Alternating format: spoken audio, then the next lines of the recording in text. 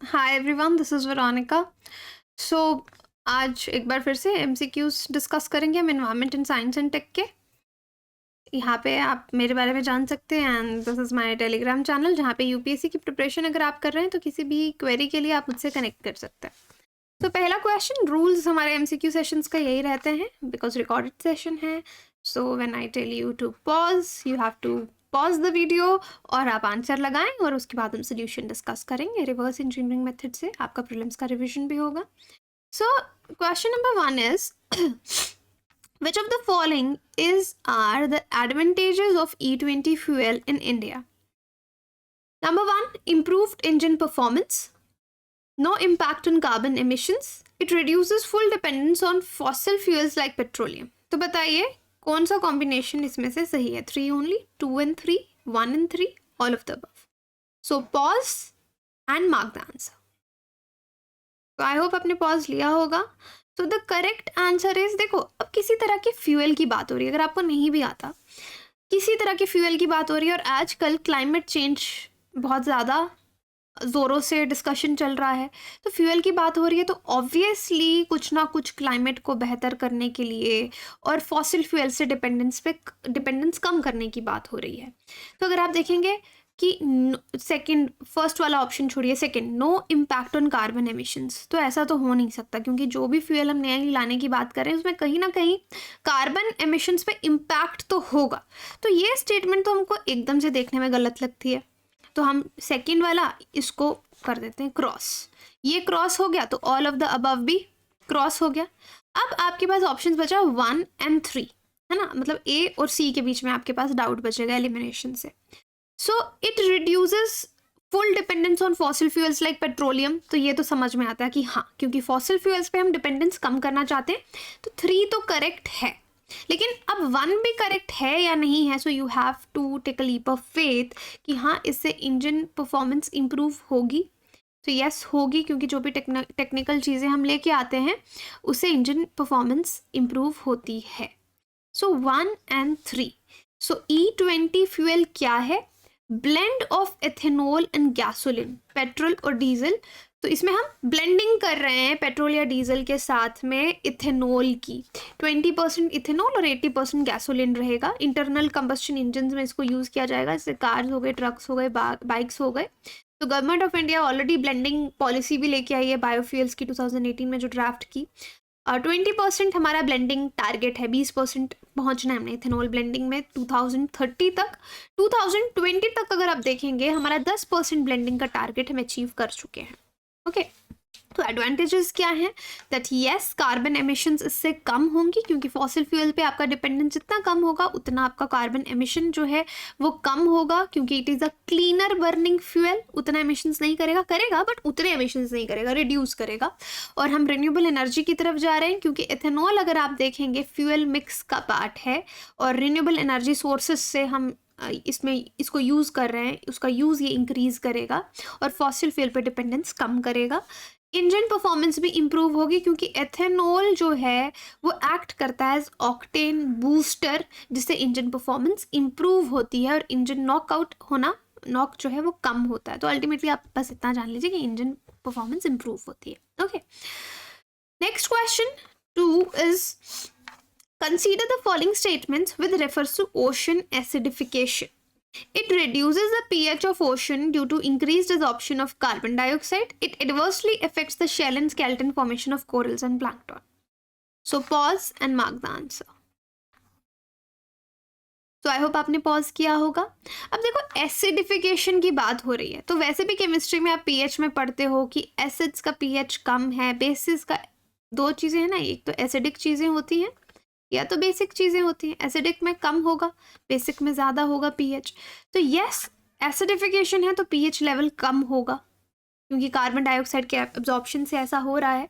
और वैसे भी ओशन एसिडिफिकेशन आए दिन न्यूज़ में है और वो इफेक्ट करता है कोरल्स और प्लैंक्टन्स के शेल या स्केलेटन फॉर्मेशन को। So both 1 and 2 are correct.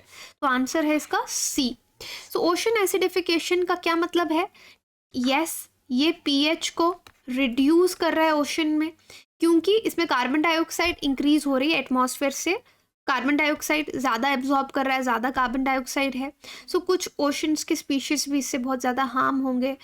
देखिए, एल्गी एंड सी ग्रासेस में benefit from CO2 conditions in the ocean, क्योंकि जो प्लांट्स हैं, एल्गी हो गया, सी ग्रासेस हो गया, जितना कार्बन डाइऑक्साइड मिलेगा उनकी ग्रोथ उतनी अच्छी होगी, उनको बेनिफिट हो सकता है बिकॉज दे आर प्लांट्स, तो फोटोसिंथेसिस में उनकी ज़्यादा फोटोसिंथेसिस होगी। बट ओशन एसिडिफिकेशन से अगर आप देखेंगे, कुछ एनिमल्स जिनके हार्ड शेल्स हैं उनको बहुत नुकसान होता है। नाउ सी, ओशन एसिडिफिकेशन में क्या हो रहा है, कार्बन डाइऑक्साइड पानी में मिल रहा है, तो आप देखेंगे इससे कार्बोनेट आइंस और भी ज़्यादा बनते जा रहे हैं। सो इससे एसिडिफिकेशन हो रही है, पीएच चेंज हो रहा है। पीएच चेंज होने की वजह से जो शेल्स जिन ऑर्गेनिजम्स के बनते हैं वो शेल्स नहीं बना पा रहे। ओके, सो उनकी स्पीशीज एक्सटिंक्ट भी हो सकती हैं। सो इकोसिस्टम पे इम्पैक्ट पड़ रहा है ओशन एसिडिफिकेशन का, शेल बिल्डर स्पीशीज पे भी, और फिश और सी वीड्स पे भी। ओवरऑल अगर इकोसिस्टम बिगड़ेगा तो सी वीड्स को भी नुकसान होगा, उनकी जोग्राफिकल डिस्ट्रीब्यूशन जो है उसमें चेंज आएगी। ठीक है, now the third question is which of the following funds are not managed by GEF। तो ये तो हम बिल्कुल स्टैटिक में बहुत डिटेल में पढ़ाते हैं, जब हम कन्वेंशंस वगैरह पढ़ते हैं तब बहुत डिटेल में पढ़ते हैं कि अगर GEF है, GCF है, कौन कौन से फंड्स वो मेंटेन करता है। So least development countries fund, environment fund, green climate fund. So pause कीजिए और मुझे करेक्ट आंसर बताइए। सो आंसर इज बी यानी 2 और 3। तो लीस्ट डेवलपमेंट कंट्रीज का फंड नहीं, इन्वायरमेंट फंड, ग्रीन फंड जो है उसको ये देखता है, सॉरी नहीं देखता है। So which of the funds are not managed by, तो मत भूलिएगा ये फंड्स ये नहीं देखता है, लीस्ट डेवलप्ड कंट्रीज का फंड देखता है। इन्वायरमेंट फंड और ग्रीन क्लाइमेट फंड नहीं देखता है, they are not managed by GEF। तो यहाँ पे कंफ्यूज मत होना, जैसे एक बार के लिए मुझे यहाँ पे गलती हुई कि मैंने क्या बोला, दे आर मैनेज्ड बाय, फिर मैंने देखा नो नो नो, राइट, कि मैंने क्वेश्चन पढ़ने में गलती की है। सो GEF फंड जो है it is provided by participating donor countries. जो भी पार्टिसिपेटिंग कंट्रीज हैं, डोनर कंट्रीज, वो यहाँ पे पैसा देते हैं, लेते भी हैं। सो कौन कौन से फंड्स मैनेज करता है GEF? लीस्ट डेवलपमेंट कंट्रीज का fund, special climate change fund, capacity building initiative for transparency, Nagoya protocol जहाँ पे आपके आईची टारगेट्स वगैरह आते हैं, अडाप्टेशन फंड, तो ये मैनेज करता है।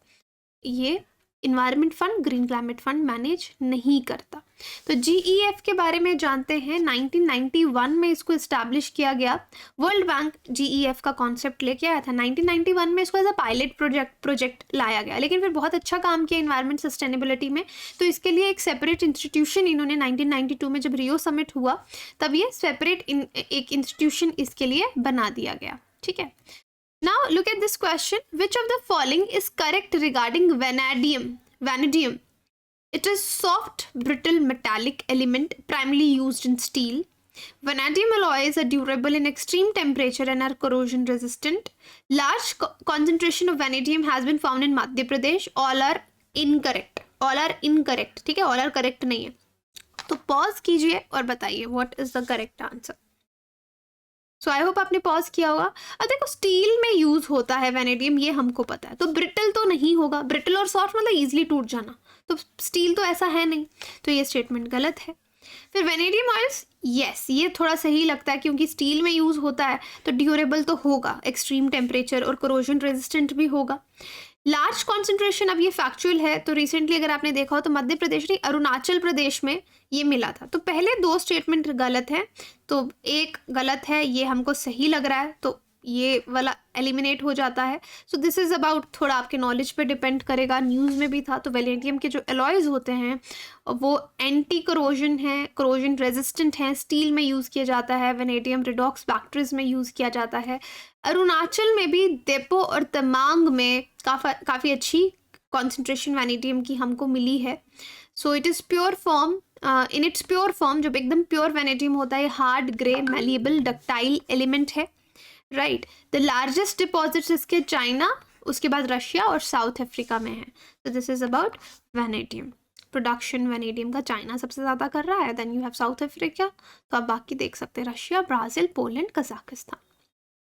Another question for you is, which of the following statements are correct regarding GLONASS? GLONASS is Russian satellite navigation system. It is currently being used for military purpose only. तो correct answer बताना है। So pause an answer. So now if you have taken the pause, so this is right that GLONASS Russian navigation system है. दूसरा कि सिर्फ military purpose के लिए use होता है, तो ऐसा नहीं है, ये कमर्शियल पर्पस के लिए भी यूज़ हो रहा है. सो आपका 1 यस ए आपका करेक्ट आंसर बनता है. सो GLONASS is Russian satellite navigation system, जिसको जीपीएस जैसे यूएस में जीपीएस चलता है उसका काउंटर पार्ट माना जाता है. तो military as well as commercial customers भी हैं इनके. सो एक्यूरेसी इसकी अप टू 100 मीटर्स तक रहती है पब्लिक सेगमेंट में, और 10 to 20 मीटर्स मिलिट्री यूजर्स के लिए. Right, so this is it. बाकी और भी इस तरह के क्वेश्चंस लेके आएंगे. आप तैयारी हमारे साथ आसान कर सकते हो. बहुत बड़ा ऑफर अभी चल रहा है. बाय यूजिंग कोड वीरो यूपीएससी आपको ह्यूज डिस्काउंट मिलेगा. ऑलमोस्ट जब आप कोर्स लेंगे तो 2000 प्रति महीना आपको पे करना है, और आप प्लस के सब्सक्राइबर बन सकते हो, और अनलिमिटेड बैचेस में खुद को एनरोल कर सकते हो. Plus GS plus combo iconic सब पे ऑफर वैलिड है. आरएम बैच में खुद को आप डाल सकते हो. 2026 के जो बच्चे हैं तैयारी करना चाहते हैं उनके लिए भी फाउंडेशन प्रोग्राम 3 साल का लाया गया है. कॉलेज स्टूडेंट्स के लिए जो 30 मार्च से शुरू हो रहा है. सो एक टेस्ट होने वाला है अभी प्रीलिम्स के लिए, all India prelims mock test online offline 26 March को. तो इसमें ज़रूर पार्टिसिपेट कीजिए, आपको बहुत अच्छा एक्सपीरियंस मिलेगा प्रीलिम्स का. वीरो UPSC is the code. 0% EMI पे भी आप कोर्सेज ले सकते हो. And this is my Telegram link. Thank you so much.